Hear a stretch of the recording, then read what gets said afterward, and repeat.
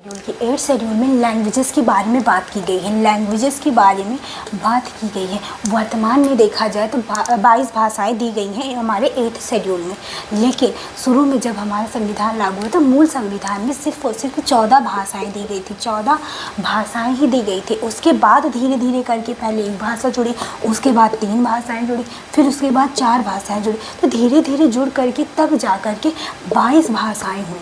तो जो पहला जुड़ा तो पहली भाषा जो जुड़ी थी वो जुड़ी थी 21वें संविधान संशोधन यानी 21st कॉन्स्टिट्यूशन अमेंडमेंट द्वारा पहली भाषा जुड़ी। वो भाषा कौन सी थी? वो भाषा थी सिंधी भाषा। वो भाषा थी सिंधी। फिर उसके बाद क्या कहते हैं, यहाँ पे 3 भाषाएं और जुड़ी। कब जुड़ी थी? ये जुड़ी थी 71st कॉन्स्टिट्यूशन अमेंडमेंट के द्वारा। कौन कौन सी जुड़ी थी उसको हम याद करेंगे। नमक से यानी कि नेपाली, मणिपुरी और कोंकणी, इन भाषाओं को जोड़ा गया।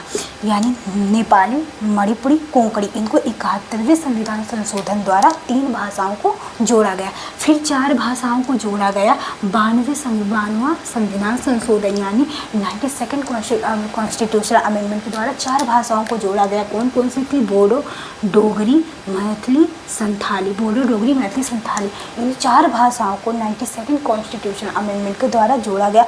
फिर जोड़ करके ये टोटल अब 22 भाषाएं हो गई हैं। अब उसके बाद देखते हैं हम 9th शेड्यूल। जब बात हम 9th शेड्यूल की करते हैं तो मैंने तो बताया था कि 8 तो हमारे मूल संविधान में थी। उसके बाद 4 जो अनुसूचियाँ थी यानी 9, 10, 11, 12, ये 4 भाषाएं जोड़ी गई हैं। तो बात 9वें अनुसूची की करते हैं तो ये हमारा फर्स्ट कॉन्स्टिट्यूशनल अमेंडमेंट के द्वारा जोड़ी गई। इसमें किसकी बात की गई थी? इसमें बात